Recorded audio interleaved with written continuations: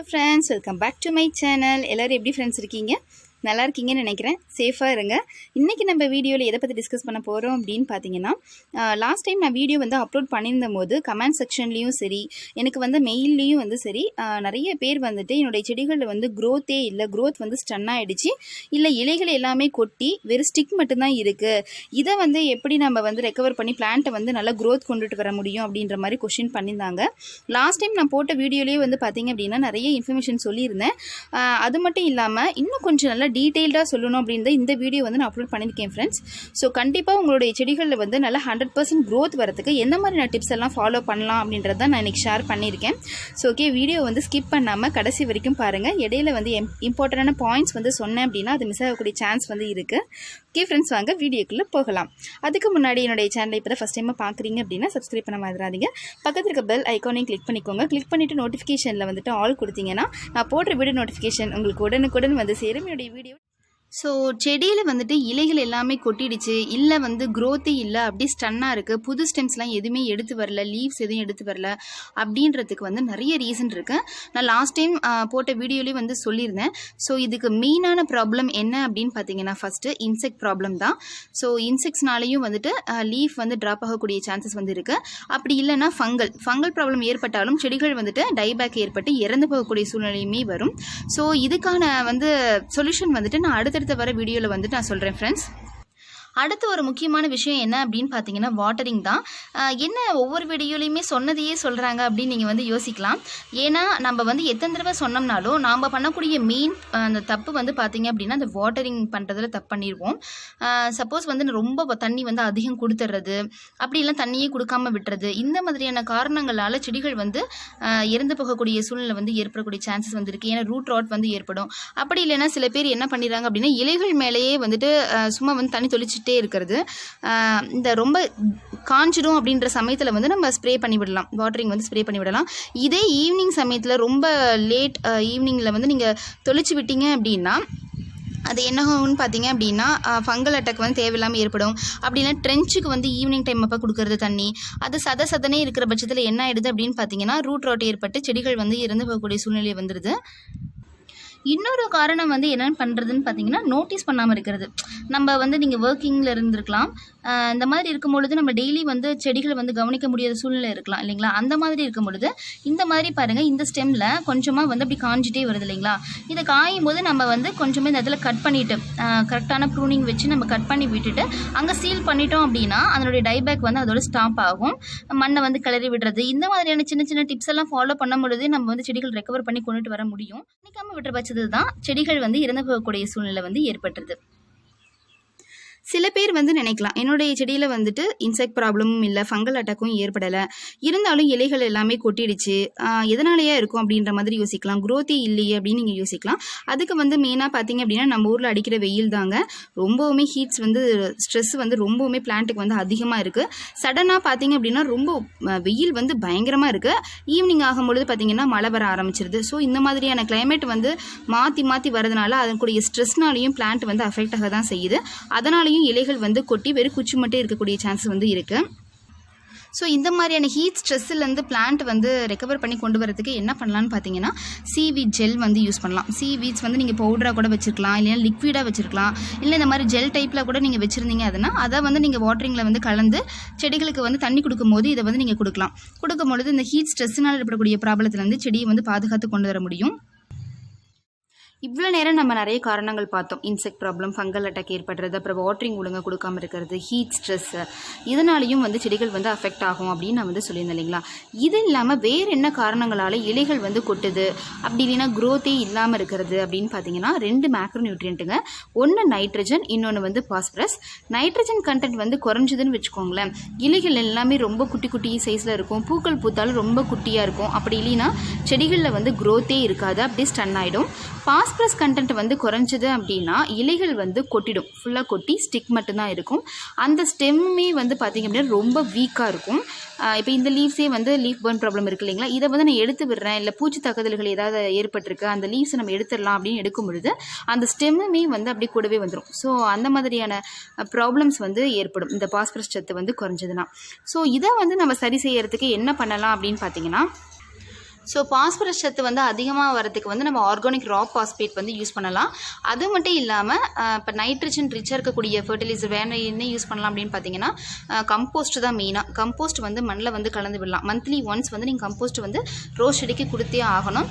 அது எந்த மாதிரியான கம்போஸ்ட் இருந்தாலும் ஓகே, கிச்சன் வேஸ்ட் கம்போஸ்ட் இல்லைனா வெர்மி கம்போஸ்ட், அப்படி இல்லைன்னா நம்ம ஓல்டு மேன்யூர் இருக்குது இல்லைங்களா, அதை வந்து நம்ம தாராளமாக கொடுக்கலாம். ஆர்கானிக் ராக் பாஸ்பேட் இல்லை அப்படின்னா போன் மீல் வந்து நீங்கள் சேர்த்திக்கலாம். ஒவ்வொரு டேபிள் ஸ்பூன் வந்து மந்த்லி ஒன்ஸ் வந்து நீங்கள் கொடுத்துட்டு வரலாம். செடியோட சைஸை பொறுத்தும் அதனுடைய செடியோட அந்த ஏஜ் ரொம்ப வருஷம் இருக்குது அப்படின்னா அது தகுந்த மாதிரி நம்ம ஆர்கானிக் ராக் பாஸ்பேட் வந்து செடிகளில் வந்து கொடுத்துட்டு வரலாம். ஸோ இது இல்லாமல் வேறு என்ன கொடுக்கலாம் அப்படின்னு பார்த்தீங்கன்னா இந்த யூரோ கோல்டு, அதாவது ஹியூமிக் ஆசிட் பவுல் இருக்கு இல்லைங்களா, அதை வந்து நம்ம தண்ணியில் கலந்து 1/4 டீஸ்பூன் எடுத்து கலந்து கொடுக்கலாம். இதை வந்து நான் லாஸ்ட் டைம் வந்து ஒரு வீடியோவை அப்லோட் பண்ணியிருந்தேன். பண்ணும்பொழுது இதை காமிச்சபோது சில பேர் வந்து என்ன சொல்லியிருந்தாங்க அப்படின்னா இது வந்து ஹியூமிக்கு கிடையாது, இது வந்து டிஏபி, நீங்கள் வந்து பொய் சொல்கிறீங்க அப்படின்னு சொல்லியிருந்தாங்க. ஆக்சுவலாக ஹியூமிக் வந்து இருக்குங்க. நீங்கள் வந்து பெஸ்டிசைட் ஷாப்பில் வந்து நீங்கள் சொல்லி வச்சு வாங்கலாம். அப்படி இல்லை அப்படின்னா ஆன்லைனில் கூட வாங்கிக்கலாம். இது வந்து இந்த மாதிரி இருக்குது, பவுடர் ஃபார்மில் இருக்குது, அப்படி இல்லைன்னா லிக்விட் ஃபார்ம்லேயும் வந்து உங்களுக்கு கிடைக்கும். ஸோ இதை வந்து நம்ம யூஸ் பண்ணலாம். இது அதுக்கப்புறம் பார்த்திங்கன்னா எப்சம் சால்ட்டு, இது ரொம்பவுமே ஹெல்ப்ஃபுல்லாக இருக்கும் நமக்கு செடிக்கு. அதுக்கப்புறம் பார்த்திங்கன்னா இந்த மைக்ரோ நியூட்ரியன்ஸ், இது மூணுமே வந்து நீங்கள் வந்து 1/4 டீஸ்பூன் எடுத்து 1 லிட்டர் தண்ணியில் கலந்து விட்டு அதுக்கப்புறம் வந்து செடிகளுக்கு வந்து கொடுத்துட்டு வரலாம். ஒரு 1/4 லிட்டர் வந்து தண்ணி வந்து கொடுக்கலாம். ஒரு 250 ml கொடுத்தீங்க அப்படின்னா கரெக்டாக இருக்கும். பெரிய பாட்டில் வச்சுருக்கீங்க, செடியுமே வந்து ரொம்ப ஏஜ்டு செடி, ரொம்ப 2-3 வருஷம் வச்சுருக்கு அப்படின்னா நீங்கள் 1 லிட்டர் தண்ணியை தாராளமாக வந்து கொடுக்கலாம். ஸோ இதெல்லாம் என்கிட்ட எதுவுமே இல்லைங்க, நான் வந்துட்டு இந்த பொருளெல்லாம் என்கிட்ட எதுவுமே இல்லை. பட் வந்து என்னுடைய செடியில் வந்து க்ரோத் வந்து நான் கொண்டுட்டு வரணும் அப்படின்னா நம்ம பெஸ்ட்டு வந்து என்ன பண்ணலான்னு பார்த்தீங்கன்னா வளர்ச்சி ஊக்கி வந்து பயன்படுத்தலாம். அது வந்து ஹோம்மேடாகவே நம்ம ப்ரிப்பேர் பண்ணி செடிகளுக்கு வந்து ஸ்ப்ரே பண்ணி விடலாம், மண்ணுக்கும் வந்து நம்ம கொடுக்கலாம். ஸோ அதை எப்படி ப்ரிப்பேர் பண்ணி செடிகளுக்கு கொடுக்கலாம் அப்படிங்கிறத பார்க்கலாம். நம்ம வேஸ்ட்டாக தூக்கி எறியக்கூடிய இந்த வெங்காயத்தோல், பூண்டு தோல், இதை வந்து நீங்கள் தண்ணியில் வந்து 1 லிட்டர் தண்ணியில் ஊற வச்சு அதை ஃபர்மெண்ட் பண்ண வச்சு நீங்கள் வந்து செடிகளுக்கு வந்து மண் பகுதியிலையும் கொடுக்கலாம். அப்படி இல்லைன்னா இலைகள் மேலேயும் தெளிச்சு விடலாம். நல்ல ஒரு ஃபாஸ்ட் ரிசல்ட் கிடைக்கும். புதுசாக தளிர்கள் வந்து அழகாகவே எடுத்து வரும். அது மட்டும் இல்லாமல் வேறு என்ன வளர்ச்சி ஊக்கி வந்து நம்ம தயாரிக்கலாம் அப்படிங்கிறத பார்க்கலாம். அதுக்கு வந்து நான் எடுத்துருக்க பொருள் பார்த்திங்கன்னா வாழைப்பழமும் அப்புறம் வந்து பார்த்திங்கன்னா நாட்டு சர்க்கரையும் வந்து எடுத்திருக்கேன். வாழைப்பழம் வந்து பார்த்திங்க அப்படின்னா நல்லா பழுத்த வாழைப்பழம், நம்ம வேஸ்ட்டை தான் தூக்கி போட போகிறோம் அப்படின்னா அந்த மாதிரியான வாழைப்பழத்தையும் நம்ம எடுத்துக்கலாம். அது இன்னும் பெஸ்ட்டாக வந்து நம்ம ஒர்க் ஆகும்.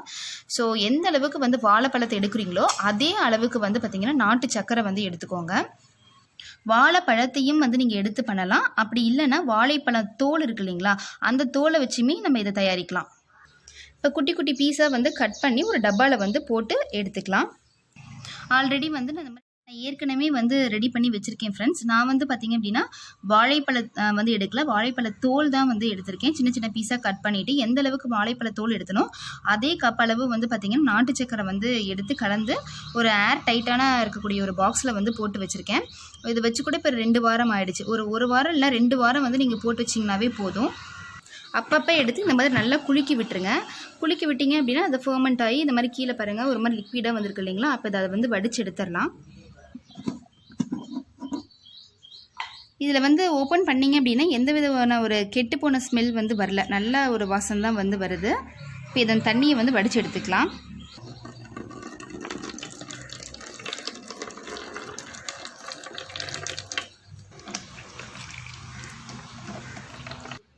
ஸோ இந்த சக்கையை வந்து நம்ம தூக்கி போடாமல் கம்போஸ்ட் பின்னில் வந்து நீங்கள் யூஸ் பண்ணிக்கலாம். இதை இந்த மாதிரி கிடைச்ச கரைசலை வந்துட்டு ஒரு ஏர் டைட் கண்டெய்னரில் வந்து போட்டு மூடி வச்சுக்கோங்க ஃப்ரெண்ட்ஸ். இது ஒரு 20 ml வந்து நீங்கள் எடுத்து 1 லிட்டர் தண்ணியில் கலந்து செடிகளுக்கு வந்து கொடுத்துட்டு வர பட்சத்தில் கண்டிப்பாக புது தளிர்கள் வந்து அழகாகவே எடுத்து வரும்.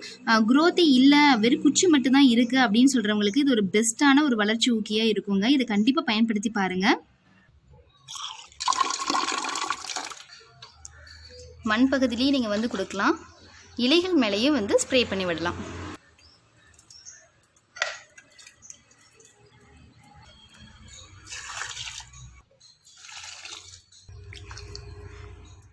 இந்த செடியை பாருங்கள் ஃப்ரெண்ட்ஸ், இது வந்து ஸ்பைடர் மைட்ஸால் அஃபெக்ட் ஆகிருந்தது இந்த பிளான்ட்டு. ஸோ இலைகள் எல்லாமே வந்து கொட்டிடுச்சு.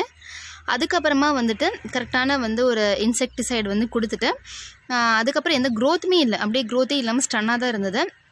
அதுக்கப்புறம் இந்த வளர்ச்சி ஊக்கியெல்லாம் வந்து பயன்படுத்தி விட்டு அடிக்கடி மண்ணை கிளறி விட்டு அந்த மாதிரி பண்ணுறதுல வந்துட்டு புது வளர்ச்சி வந்து நல்லாவே எடுத்து வந்திருக்கு. எல்லா சைட்லேயுமே பாருங்கள் நியூ க்ரோத் வந்து அழகாகவே வந்திருக்கும்.